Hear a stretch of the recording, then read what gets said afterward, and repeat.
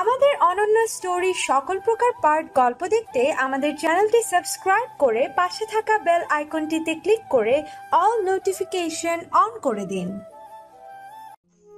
কি করবে ভেবে পায় না রোদেলা। মায়ের ঘরে গিয়ে ডাকে তাকে।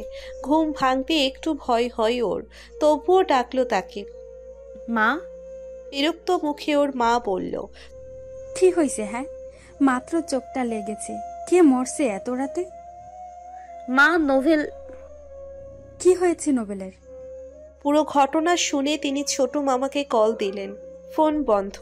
রোদেলা যে ফোন দিয়েছিল তা চেপে গেল, কারণ একথা শুনলে তার মাথা গরম হয়ে যাবে।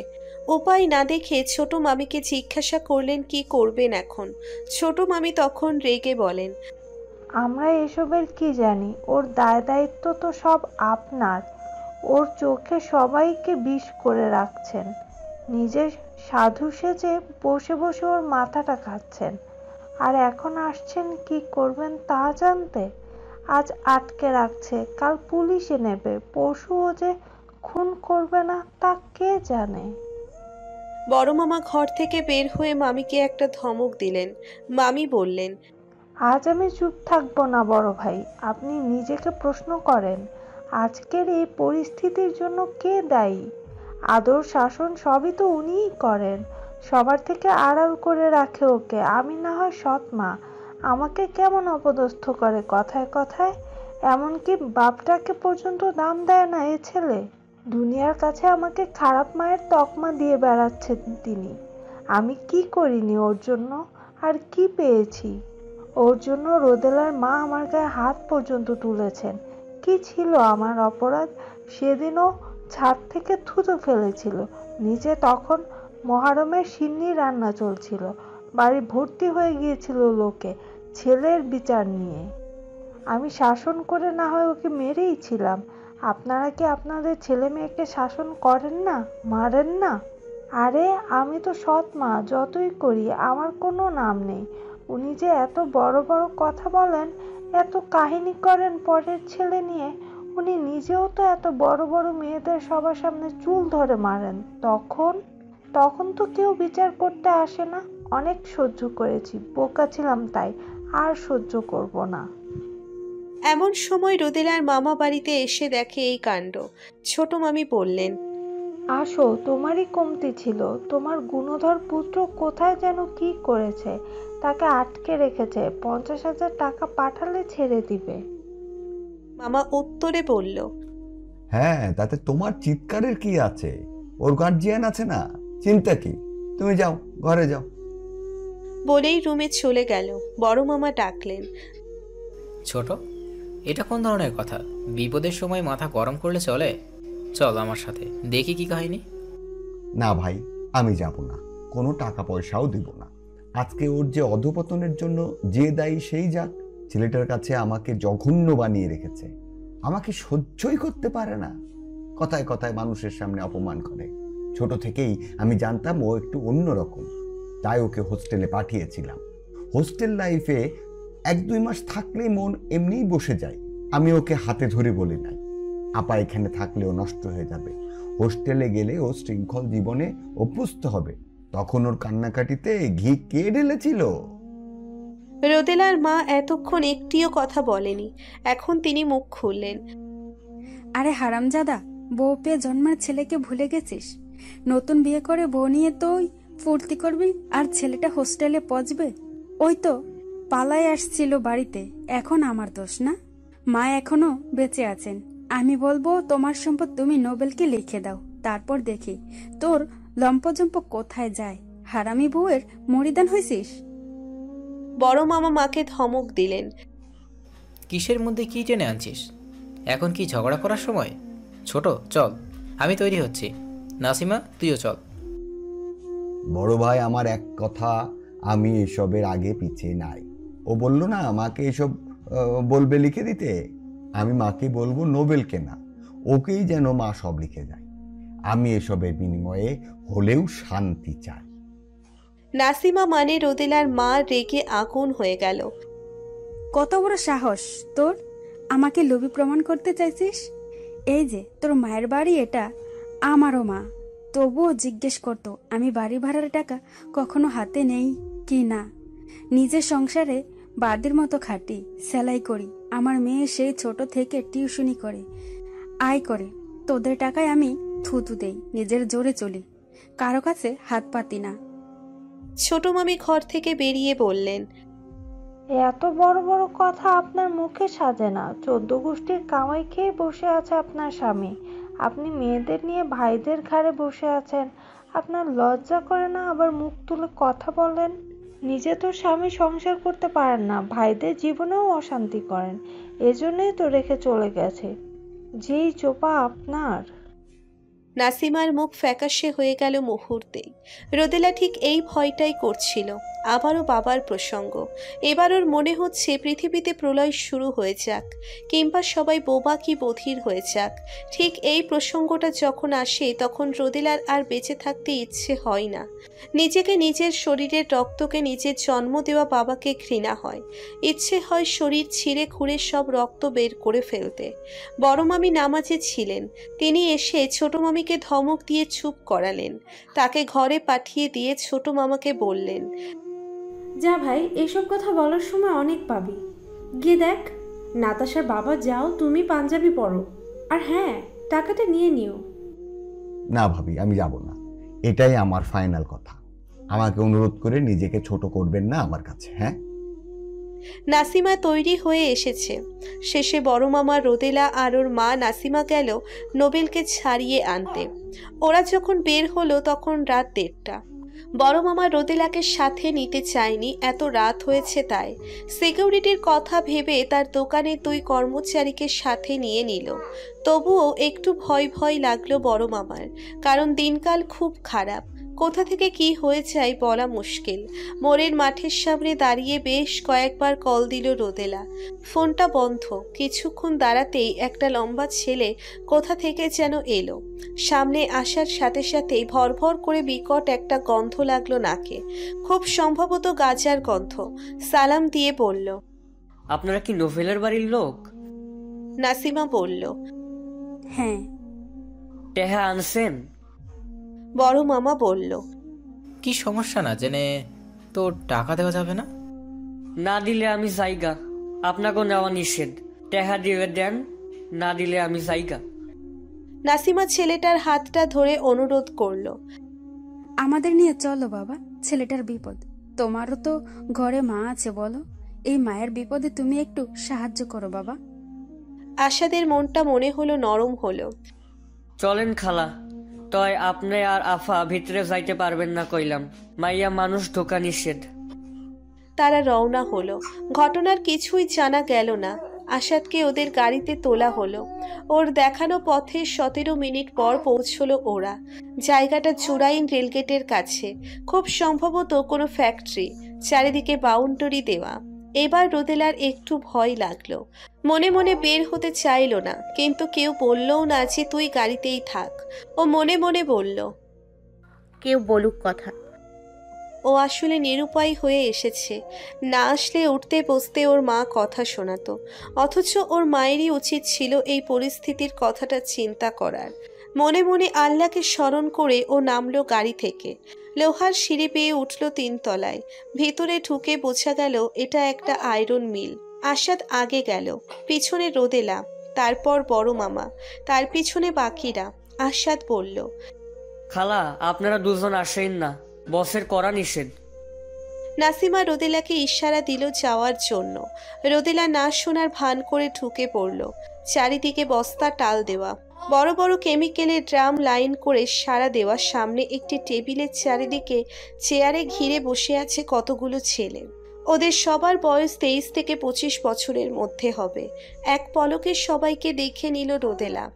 সামনের টেবিলে বিরিয়ানির প্যাকেট খালি অবস্থায় পড়ে আছে। কিছু হাড়, লেবুর খোসা, আধ খাওয়া কাঁচা মরিচ, বিরিয়ানির প্যাকেট পেঁচানো রাবার ছড়িয়ে আছে টেবিলময়। কিছু মাউন্টেন ডিউয়ের বোতলের মুখও ছড়িয়ে আছে এদিক সেদিক। কিছু বোতল টেবিলে, কিছু নিচে পড়ে আছে। পরিস্থিতি দেখে বোঝাই যাচ্ছে কিছুক্ষণ আগে খাওয়া দাওয়া পর্ব শেষ হয়েছে। রুমে ঢোকার 20 সেকেন্ডের মধ্যেই রোদেলাদেরকে দেখতে পায় নোবেল। ও ওদের দেখে ভূত দেখার মতো চমকে উঠল। বসা থেকে দাঁড়িয়ে পড়ল। ওর এক হাতে মাউন্টেন ডিউয়ের বোতল, অন্য হাতে জ্বলন্ত সিগারেট। হাতে থাকা সিগারেটটাকে কায়দা করে লুকিয়ে ফেলল। রোদেলা ভাবল, আটকে রাখলে কেউ এমন অবলীলায় বসে থাকতে পারে না। ওর চেহারায় আতঙ্কের ছিটে ফোটা নেই। ওর চোখের সত্যজাত ভীতিটাও আমাদের দেখে। ও হয়তো কল্পনাও করেনি আমরা এখন অব্দি আসবো। ওদের পেছনে চালাকি করে নাসিমাও ঢুকলো। ওদের মধ্যে বস যিনি, তিনি আসাদকে ধমক দিয়ে বললেন, এরা এখানে কেন? আসাদ পিছন ফিরে দেখে রোদেলা এবং ওর মাও এদিকে ঢুকেছে। নোবেল বড় ভাইকে বলল, ভাই এরা আমার বাড়ির লোক। বাকিরা ভেবেছিল বসের কাছে বিচার চাইতে এসেছেন তারা। তিনি নিচের অফিসে এলাকার ছোটখাটো বিচার আচার করেন। বড় মামা বললেন, বাবারা কি সমস্যা কিছুই জানি না। তারপর ঘটনা খুলে বললেন তাদেরকে, যে তারা কিভাবে জানলো নোবেল এখানে আটকে আছে। বড় ভাই দাঁড়িয়ে ওদের বসার জায়গা পরিষ্কার করে দিতে বললেন। বড় মামা বললেন, সমস্যা নাই বাবা, বাড়ির ছেলের এমন খবর শুনে আমরা দৌড়ে এলাম। রাত দিন সময় এইসব কিছুই বিবেচনা করিনি। কিরে নোবেল, কি সমস্যা? নোবেল আমতা আমতা করে পাশে বসা একজন বলল, আসলে নোবেল একটা বাইক কিনবো। বস কইছে তুই 50,000 জোগাড় কর, বাকিটা আমি ব্যবস্থা করে দিবনি। তয় ওই যে এই নাটক সাজাইব তা আমরা জানতাম না মামা। বড় মামা শান্ত চোখে নোবেলের দিকে তাকায়। নোবেল মাথা নিচু করে রাখে। নাসিমা নির্বাক। বড় ভাই বলল, আরে মামা, পোলা তো সোনার টুকরা। আসলে হয়েছে কি, বয়সের দোষ।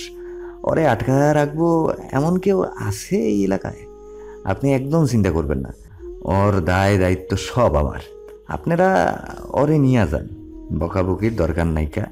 ওই নোবেল মাপসা বেটা, মার মামার কাছে এত রাইতে এই শরীর নিয়ে আসছে। বেচারা গো, কি কষ্ট হইল। নোবেলের মাপ চাওয়া পর্ব শুরুর আগেই এক ছেলে ওয়ান টাইম কাপে কফি নিয়ে হাজির। আমরা সবাই বসলাম তাদের অনুরোধে। এ সময় কফিটা খুব দরকার ছিল। নাসিমা বসে কাঁদা শুরু করলো। বড় ভাইয়ের কাছে দুঃখ প্রকাশ করলো। ওকে নিয়ে তিনি যে সবার চোখে আজ বিষ তাও জানালো। ইন্টারমিডিয়েট পাশ করে অনার্সে ভর্তি হলো কতগুলো টাকা খরচ করে। ক্লাসে একদিন চাই তো আর একদিন চাই না। কই যায় কি করে কোনো ঠিক ঠিকানা থাকে না। খাওয়ার ঠিক নাই, সময় মতো বাড়ি ফেরে না। বড় ভাই এসব মনোযোগ দিয়ে শুনলেন। সবার হাতে হাতে কফি তুলে দিলেন। রোদেলার দিকে কাপটা এগিয়ে নোবেলকে বলেন, কিরে বেটা, তোর যে বইন আছে আমাকেও তো কষ্ট নাই আগে? রোদেলা কফি নিতে নিতে বলে, আমরাও ফুপাতো বোন, তাই বলেনি। নোবেল নিচে তাকিয়ে মাথা চুলকে নখ খুঁটতে লাগলো, যেন এই মুহূর্তে এর চেয়ে গুরুত্বপূর্ণ কাজ আর নেই ওর কাছে। বড় ভাই লোকটা খুব আন্তরিকতা দেখালেন।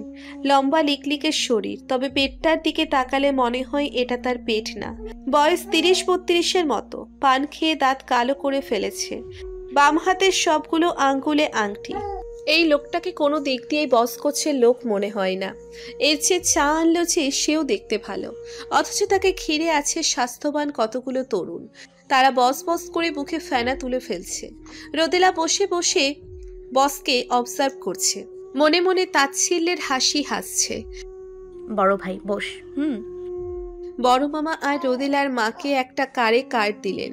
বললেন, এক নামে সবাই চিনে আমারে, কোনো সমস্যা হইব সোজা কইবেন। আমি আবু সুফিয়ানের আত্মীয়। বোন শুন, এলাকায় চলতে ফিরতে কোনো রকম সমস্যা হইলে এই ভাইয়ের কথা স্মরণ করবা। এই কুদ্দুস ফুফুকে বাসায় দিয়ে আয়। বড় মামা এবার বললেন, লাগবে না বাবা, আমরা গাড়ির সাথে নিয়ে আসি। ওরা বিদায় নিয়ে চলে এলো। নোবেল লম্বা লম্বা পায়ে গাড়ির পিছনে গিয়ে বসলো। সবাই গাড়িতে উঠে গেছে, গাড়ি স্টার্ট দিবে এমন সময় বড় ভাই দৌড়ে এলো পার্স হাতে। রোদেলা বলল, আহা, আপনি কেন আসলেন এত কষ্ট করে? ওনাদের দিয়েই তো পাঠিয়ে দিতে পারতেন। অনেক ধন্যবাদ ভাইয়া, আমাদের বাসায় আসবেন একদিন, চায়ের দাওয়াত রইল। আচ্ছা আসুন ইনশাল্লাহ, পরিচয় যখন হইলাম আসুনে ওইদিকে গেলে। মামা বাড়িতে গিয়ে একটা কল কইরা দিয়েন। আসসালামু আলাইকুম। ওরা যখন বাড়ি পৌঁছলো তখন রাত 2:45। বাড়ি ঢুকে যে যার ঘরে চলে গেল। নাসিমা গেল নোবেলের ঘরে। এরপর কি হবে কি হচ্ছে একটুও জানতে ইচ্ছে করছে না রোদেলার। শরীর খুব ক্লান্ত। সকালে আবার উঠতে হবে। কাল আবার ওদের 2 বার করে পড়াতে হবে। পরশু গণিত পরীক্ষা দেয়। রোদেলা কোনো মতে ফ্রেশ হয়ে বিছানায় শরীর এলিয়ে দিল। বিছানাটা যেন ওর পুরো শরীরটাকে ডুবিয়ে দিল ঘুমের সাগরে। ক্লান্ত রোদেলা মুহূর্তেই ডুব দিল অতল ঘুমে। পরদিন সকালে ঘুম ভাঙলেও বালিশের নিচে থাকা ফোনের কম্পনে। রোদেলা চোখ বন্ধ করেই হাতড়াতে থাকে বালিশের নিচে। ফোন হাতে নিয়ে দেখে মেসেজ এসেছে অসভ্য শোভনের। শুভ সকাল। ফোন পাশে রেখে আড়ামোড়া ভাঙে রোদেলা। মেসেজের জন্য বিরক্ত হতে চায় না ও। বিছানায় বসে চোখ বন্ধ করে বড় বড় দুটো নিঃশ্বাস নেয়। এরপর ঝটপট বিছানা গুছিয়ে বারান্দায় যায়। সূর্য উঠেছে কিছুক্ষণ আগে। বারান্দার গাছগুলোতে পানি দেয়, শুকনো পাতাগুলো পরিষ্কার করে। নামাজ পড়ে একটু পড়তে বসে ও। ওর মা ওঠেন আজানের আগে। এদিকটায় গ্যাসের অনেক সমস্যা। সকাল সকাল না উঠলে রান্না করা যায় না। তাই রোদেলার মা সকাল সকাল উঠে পড়েন। 8টার মধ্যে তার রান্না নাস্তা সব তৈরি হয়ে যায়। রোদেলা নাস্তা খেয়ে প্রতিদিনের মতো বেরিয়ে পড়ে। বাড়ির পরিবেশ স্বাভাবিক। কেউ বলবে না যে গতকাল কি একটা বিশ্রী ঘটনা ঘটেছে। এই ঘটনা এখানেই মাটি চাপা পড়ে যাবে। মা যা বলার বলেছেন, আর কাউকে এ বিষয়ে কোনো কথা বলতে শোনা যাবে না। ওর বিচার করবে তো দূরের কথা। ঠিক এই শাসনহীন পরিবেশটাই দিনে দিনে ওকে অমানুষ তৈরির জন্য দায়ী। কোনো জবাবদিহিতা নাই। শাসন যা করার একমাত্র তিনিই করেন। ছোট মামি যে ঠিকই বলেছেন তা সকলেই জানেন। তবুও কপট রাগ দেখান বড় মামা মামি। মায়ের কাছে ক্ষমা চান। দুজনকে মিলেমিশ করিয়ে দেন। সব ঠিকঠাক হয়ে যায় সময়ের ব্যবধানে। রোদেলার হঠাৎ ছোট মামির কথাগুলো মনে পড়ল। তারপর আর খাওয়া গলা দিয়ে নামল না। এ কথাগুলো ভাবলেই ওর মরে যেতে ইচ্ছে হয়। সারা দুনিয়ায় সন্তানের জন্য বাবা মায়েরা মানুষের কথা শোনে, আর ওদের বেলায় তা উল্টো। বাবা মায়ের জন্য ওদের মানুষের কথা শোনা লাগে। মা বাবা দুজনেই দোষী ওদের এই জীবনের জন্য। রোদেলা পুরনো কথাগুলো সব ভাবে। বাবা মায়ের করা প্রতিটি ভুল ওর চোখের সামনে ভাসতে থাকে। চোখ দুটো ভিজে যায় ওর এসব ভেবে। এসব ঘটনা মনে করলে বুকে চাপা ব্যথা অনুভব করেও নিঃশ্বাস বন্ধ হয়ে আসে। এসব তাইও মনে করতে চায় না, কিন্তু আশেপাশের মানুষগুলো সুযোগ পেলেই এসব কথা শোনাতে ভুল করে না। আজ পর্যন্ত মানুষের কাছে কখনো দয়া আর তাচ্ছিল্য ছাড়া কিছুই পায়নি ওরা। ওদের মেধা, ভালো রেজাল্ট, পরিশ্রম, রোজগার, অল্পে তুষ্টি, অ্যাডজাস্টমেন্ট, এমন অনেক গুণ এসবের ভিড়ে হারিয়ে যায়। পরিচিত কেউ দেখলে জিজ্ঞেস করে না কেমন আছো কিংবা পড়াশোনা কেমন চলছে। জিজ্ঞেস করে তোমার বাবাকে ফিরেছে। তারপর শুরু হয় আফসোসের আড়ালে ওদের ওইসব ঘটনার বিবরণ। বাবা মায়ের করা ভুল সম্পর্কীয় তাদের নিজস্ব মতামত। তারা এমন ভাব দেখায় যেন ওদের নিয়ে খুবই চিন্তিত। ওদের জন্য সহকর্মী, আসলে এসবের আড়ালে থাকে ওদের হেয় করার নিখাত চেষ্টা। এদের একমাত্র দায়িত্ব ওদের এই পারিবারিক নোংরা ক্ষতকে শুকাতে না দেওয়া, কেটে কুটে তা তাজা রাখা। ওদের জীবন কিভাবে কাটছে, ভবিষ্যতে কি হবে তা না ভেবে এসব নোংরা ঘাটার এই কাজ তারা দায়িত্বের সাথে পালন করছে। এসবের জন্য বাবা মায়ের প্রতি ঘৃণা হয় রোদেলার। মা বাবা কাউকেই ও জীবনেও ক্ষমা করতে পারবে না। কত কত দিন ও মাকে বলেছে, মা আমরা আলাদা বাসা নিয়ে দূরে কোথাও থাকি, যেখানে কেউ আমাদের চিনবে না, জিজ্ঞেস করবে না তোমার বাবা ফিরেছে কিনা, তোমাদের এখন চলে কিভাবে বলে বাজে ইঙ্গিত করবে না। তিনি ওর কথা আমলে তো নেননি, উল্টে কথা শুনিয়ে দিয়েছেন। আজ একবার বলবে মনে মনে ঠিক করে। এসব আর নিতে পারে না। ওর ছোট বোনটা অনেক অন্তর্মুখী স্বভাবের। রোদেলা চায় কেউ ওর জীবনটাকে এসব প্রশ্নবাণ জর্জরিত না করুক। এমন সময় ছোট মামি প্রতিদিনের মতো রোদেলার টিফিন রেডি করে দেন। তিনি তার মেয়ে কণার জন্য টিফিন তৈরি করে সাথে রোদেলার জন্যেও করে প্রতিদিন। কণার স্কুল শুরু হওয়া থেকে এই নিয়ম শুরু। রোদেলা আজ টিফিন না নিয়েই চলে যায়। কিছুটা অভিমান করে মামির সাথে।